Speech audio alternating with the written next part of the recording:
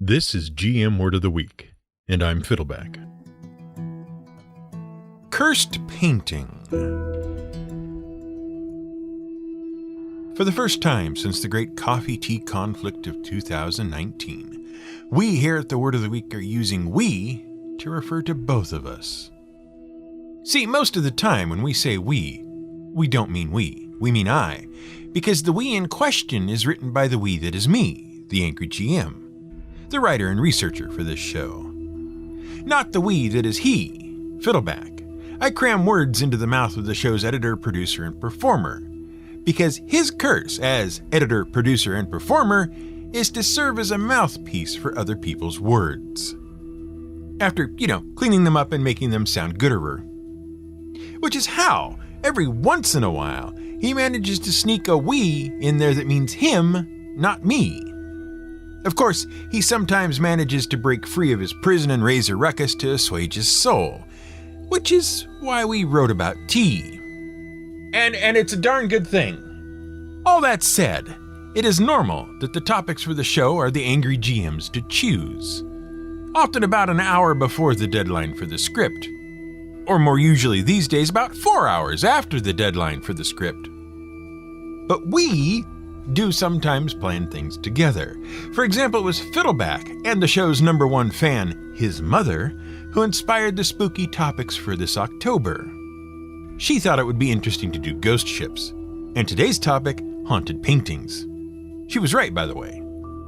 The reason we bring this up now, and yes, I am now reverting back to the illusion that Fiddleback and I are of one mind, in the same sense that a ventriloquist is of one mind with what I will politely refer to as his performing partner. The reason we bring this up is because we are actually different people. We sometimes see things in very different ways. Yeah, for example, some people might think that you can write all the episodes you want, but if they don't get produced, well... Let us explain. After days of researching, as you will learn, we hit what proved to be a complete dead end. It became clear that what one of us had in mind for haunted paintings was different from what the other had in mind. Also, if this is your first episode of the show, welcome, and fair warning. There are a lot of prerequisites to understanding this episode. You've got the callbacks and in-jokes of the preceding paragraphs to worry about, and also the fact that this is part 4 in a series of episodes about ghosts and haunts. But we digress. Haunted paintings. It turns out, any internet search will turn up dozens and dozens of lists for haunted paintings, like the 5 most haunted paintings in the world, or 7 cursed paintings people refuse to hang in their homes. Topping out almost every list is one painting in particular. The Hands Resist Him, painted by American artist William Stoneham in 1972. As part of a contract with the Feingarten Galleries in Beverly Hills, California. And if you even glance at the painting, you can recognize at once that it's a great candidate for a haunting or curse. First, there's this stony-faced little boy with a big forehead and dark eyes. He stares straight out of the painting, right at you. Second, next to him, a full-size standing porcelain doll with empty eye sockets. She holds some sort of toy thing with wires coming out of it. Third, behind the pair is a dark glass-paned door, against which disembodied hands press, emerging from the void beyond. If you're at all susceptible to the heebies and or the jeebies, please do not go looking for this painting. Now, the artist Stoneham did eventually explain the painting and what it all means. The title comes from a poem his wife at the time wrote. The line in question is, "The hands resist him like the secret of his birth." And Stoneham said the painting describes his experiences as an adopted child. The child in the painting, he says, he modeled on his own 5-year-old likeness. The hands pressing against the door, other lives with the door as a barrier between their worlds. The doll girl is the guide between those worlds, whatever that means. We're not sure what the toy thing with the weird wires is. But look, creepy imagery alone does not a haunted painting make. Otherwise, ghosts would crawl out of every Hieronymus Bosch or Edvard Munch painting. There's more to this story than the basics we've explained so far. That's only scene setting. In 1974, the painting is on display at the Feingarten Gallery. Famed art critic Henry Seldes of the Los Angeles Times sees it and reviews it. After that, John Marley, the actor, purchases the painting. He's best known for his performance in the 1970 film Love Story and the 1972 The Godfather movie. He plays Jack Woltz, a film producer who crosses the Corleone family. Anyway, strangely, the owner of the gallery then dies. And then Henry Seldes dies. And then John Marley dies. It becomes clear that the painting carries a curse. Everyone whose hands it passes through dies. The painting lays forgotten for years after that, until it ends up posted on the online auction site eBay in the year 2000. The new owners are trying to sell the painting, and the listing includes an ominous warning that the painting is not for the faint of heart, nor for those who don't want to get wrapped up in the supernatural. The painting, the sellers claim, is extremely very haunted. The owners say that the boy and the doll come to life at night and fight each other in the painting. The painting scares the dickens out of the couple's 4-year-old daughter, in whose room they hung the extremely very haunted painting. Which, given that we've seen the painting, is some top quality parenting. Right up there with that clown marionette the parents in Poltergeist put in the kid's bedroom.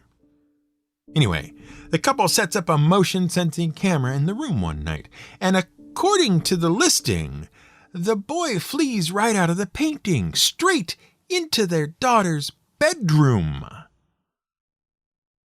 Anyway, that's how the story goes. Because as is always the case with haunted objects, a bit of revisionist history is happening. See, every time an extremely very haunted object turns up, people comb through its history. And anytime anyone who came into contact with the object suffers misfortune, it's attributed to the object's malevolent spirit or curse. Henry Seldes, the critic who reviewed the painting, did indeed die. He committed suicide 4 years after he reviewed the painting, after a divorce, and after undergoing treatment for recurring bouts of depression. And John Marley? He died from complications during heart surgery at the age of 76, a full decade after he bought the painting. So the painting wasn't in any particular hurry to kill anyone, it seems. Also, for a curse, it sure went to great lengths to ensure you could explain the deaths in mundane ways. Many have suggested the whole haunting story was a marketing ploy to drive up the auction price. I know, we're as shocked as you are. It kind of worked, but also kind of didn't. It worked in that the listing went viral and got tens of thousands of views. But it didn't in that the painting fetched about $1,000 from an unknown buyer in Michigan, who reportedly locked the painting in storage and refuses to sell it despite receiving many lucrative offers. That said, it did prove to be something of a windfall for Stoneham. He has received several private commissions for sequels to the cursed painting, including one prequel entitled The Hands Invent Him. It depicts things from the other side of the door. It also proved a windfall for author Darren Kyle O'Neill. He published a very fictionalized tale of the sale of the painting and its history, along with a serial killer for good measure. Now, as we said, you can find a lot of stories about supposed haunted paintings with ease. There's The Crying Boy by Bruno Braglin Amadeo. It's a painting which has survived several house fires that rumor says it caused. There's The Anguished Man. The anonymous artist, they say, mixed his own blood into the paint and then committed suicide. And then there's the relatively tame by comparison Edvard Munch piece. No, not The Scream. The Dead Mother. which commemorates the passing of Monk's mother from tuberculosis. That one never killed anyone or burned anything down. It's the creepy eyes of the anguished girl standing next to her dead mother that causes the problems. They appear to follow the viewer around the room. And it sometimes makes the sounds of bedsheets rustling. But here's where the misunderstanding between the two Wiis begins. These were the sorts of things Fiddleback was thinking of, cursed and haunted paintings. We had something else in mind, though, because it tickled our memories. We remembered a recurring element that cropped up many times in many video games we played as a high schooler. We became obsessed. We had to run down the deep secret influence behind those recurring elements. Even when we turned up nothing to show any sort of deep connection, we still insisted on spending days and days scrambling and searching for anything to make a good episode. And that turned out to be a bad idea. Let us explain. In our younger days, we were a fan of role-playing and action-adventure video games. The ones on the Super Nintendo Entertainment System in particular. We played all the classics, but it never occurred to us until now. There were a lot of games in which people got trapped in paintings, or something similar. The most iconic example we remember occurs in Square's acclaimed Final Fantasy III. At least that's what the name was when we played it. It was actually the 6th game in the Final Fantasy series, a series we have discussed before. Acclaimed by critics and a commercial success, FF3 is one of the best games in the series. Thanks to the Dragon Quest series, fantasy role-playing games caught on in Japan in a big way, but Nintendo struggled to make console RPGs anything more than a niche genre in America. They wouldn't come into their own until the PlayStation era, but that's another story. The point is, Nintendo was wary of bringing Japanese role-playing games to America. RPGs are text and story intensive. It takes a lot of time and money to translate and localize them. And they didn't sell very well in America, so it was hard to justify the expense. That's why America never got translations of Final Fantasy II or III, and 4 became 2 when it came to America. And that's why they skipped 5, and so 6 became 3. But there's this scene in Final Fantasy III which was very confusing to us, in part due to the poor translation. One of the characters has to paint a portrait of a beautiful magical spirit thing named Starlet, and she ends up trapped in the painting along with a demon. Then you have to kill the demon to free the spirit, and the demon's name is Chatternook, for some reason. Meanwhile, there's a series of games known, thanks to another bit of revisionist history, as the Quintet Trilogy. These are odd action-adventure RPGs, all developed by the now defunct Japanese developer Quintet, published by Enix, who later merged with Square into the RPG powerhouse today known as Square Enix. The Quintet Trilogy was a series of 3 games, Soul Blazer, Illusion of Gaia, and Terranigma. Together with an earlier game, ActRaiser, they deal with similar themes and ideas. They have certain gameplay elements in common, and they all referenced and called back to each other.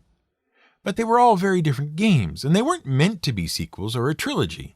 Retro gaming enthusiasts grouped them together after the fact, because of their similarities, the common developer, and their overlooked hidden gem status. Someday, we will find an excuse to explore them in more detail, but today is not that day. One of the common elements? In each game, there is a common trope of a spirit or soul or entire body trapped in a painting. When we started to think about it, we realized there are a lot of video games that use the same idea, paintings as traps for the soul or portals to other worlds, and we started to wonder what was up with that. We figured there had to be some myth or legend or story they were referencing. When something like that comes up over and over again, there's usually a long pedigree. It's usually drawing from a piece of classic literature or mythology. Now we've learned that the magical spirit Starlet was not actually Starlet in Final Fantasy VI. Her original name was Lakshmi. Square changed it for the North American release of the game. Nintendo of America had strict policies about real-world religious references in games. Nintendo of Japan didn't. Lakshmi is actually the Hindu goddess of wealth and good luck, and is the wife of Vishnu. Vishnu is an interesting figure in the Hindu faith. He's a representation, a sort of amalgam. He's made up of all sorts of different divine figures and local heroes. See, Hinduism is a very old religion, but it's more than that. It's a set of cultural values and traditions, some of which date back to between 4000 and 10,000 BCE. It came together as many disparate tribal peoples shared ideas and traditions. Around 1500 BCE, a group of nomadic people, the Aryans, migrated into present-day India. They were a large group, and they came across the Hindu Kush Mountains from Central Asia. As they came into contact with other groups, their cultures and traditions commingled. As time went on, a unified set of traditions emerged. They codified these into 4 epic texts, the 4 Vedas. In 400 CE, the Sanskrit epic the Mahabharata was set down. It identified many different figures as incarnations of the deity Vishnu. Up to then, Vishnu had been a minor figure in the Vedas, but his prominence grew in the Mahabharata so that he became a principal figure of the faith. What does this have to do with Lakshmi? Well, Lakshmi was Vishnu's wife. She followed him through many of his incarnations, taking on different forms herself. She is a major figure in the faith as well, and a focus of widespread worship by modern Hindus. She's especially prominent in the Jainist sect. She's also of surpassing beauty, which puts her at the center of many conflicts between gods and demons, who all desire her. And that sort of explains why a man in Final Fantasy wanted to own her in the form of a painting, and why a demon tried to take control of her in the painting. But it doesn't explain the whole painting thing. What the heck was with the idea of a person trapped body and spirit in a painting, and why did it crop up in so many games? Of course, the obvious answer for anyone in the know is classic literature. The Picture of Dorian Gray by Oscar Wilde. You might know who Oscar Wilde was. He was pretty famous, a Scottish-born playwright and poet of late Victorian England. He moved in circles with some of the most celebrated European and American writers of his day. He was a proponent of the aesthetic movement, which proposed the pursuit of beauty was the highest virtue, overshadowing all others. Now, while Wilde made his name writing plays, he did write one novel, The Picture of Dorian Gray. In the story, the titular Dorian Gray is a handsome, wealthy young man who is modeling for a painting one day. His friend is going on and on about how great the pursuit of new experiences for their own sake is. Hedonism. And Dorian is thinking about all this while a painting of him is being made. As it goes on, he laments how fleeting life is and how there isn't time to experience everything. Wouldn't it be great if the image in the painting could age while he stayed young and beautiful forever? And you never say things like that while someone is painting you. Soon thereafter, Dorian takes his friend's speech to heart. He begins pursuing a life of selfish hedonism and sexual debauchery.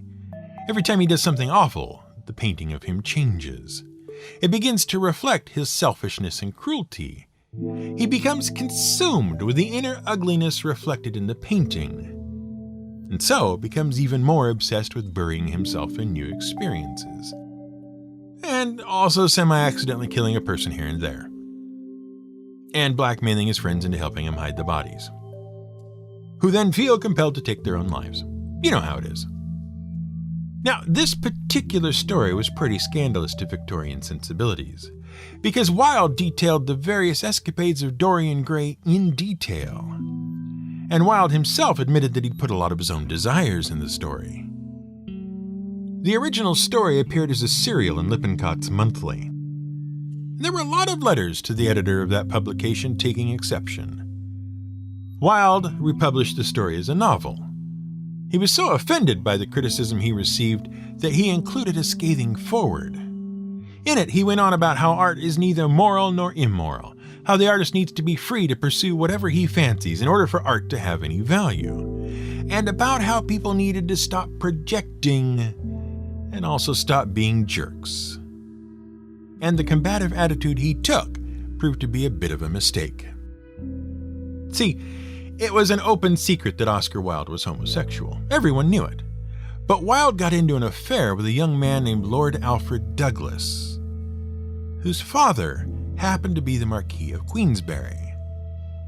Marquis was not happy at all and made a very public accusation about Oscar Wilde being a sodomite. And there it would have sat. But Wilde was so angry about the public accusation that he decided to sue for libel. In essence, Wilde claimed the accusation was a lie intended to ruin his reputation.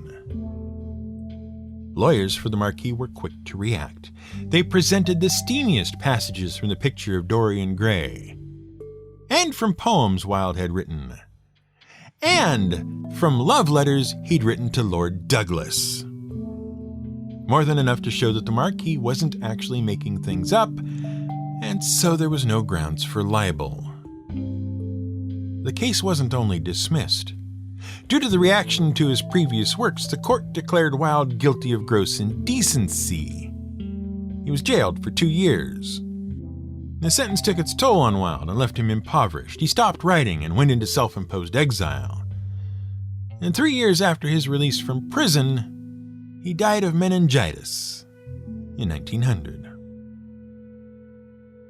But the picture of Dorian Gray is more about a soul reflected in a painting, not so much about someone trapped in a painting, soul or otherwise. So our search continued. We still looked for some myth or legend or story, anything that might have planted the seeds for all these soul-trapping paintings. For days, the research continued. One obscure Chinese legend cropped up about the painter Wu Daoji. He painted a mural for the Emperor Xuanzong sometime in the mid-1700s CE.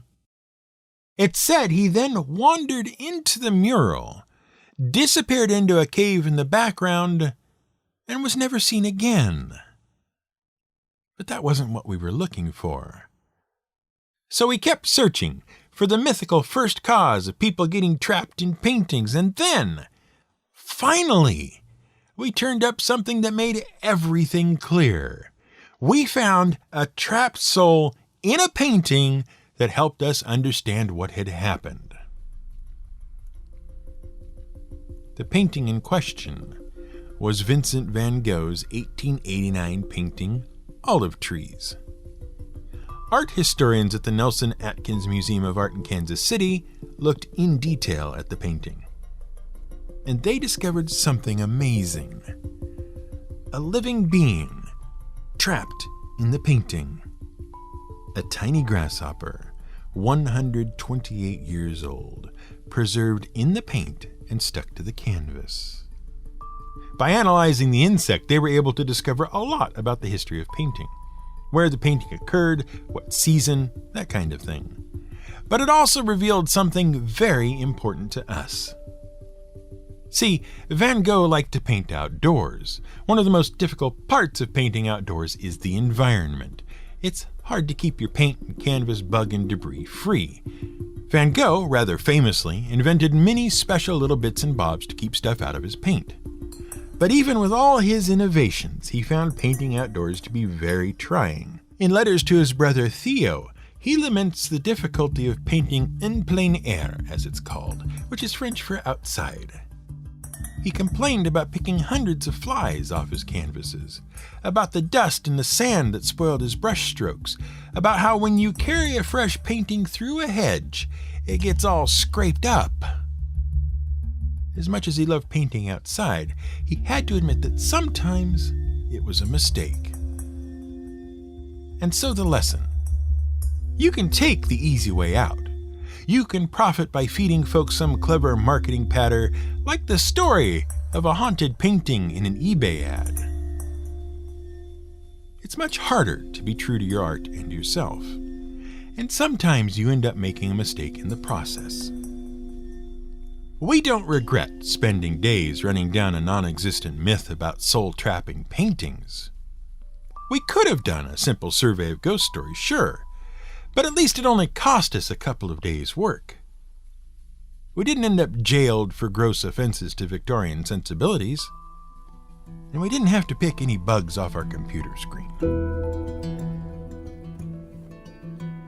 This has been GM Word of the Week.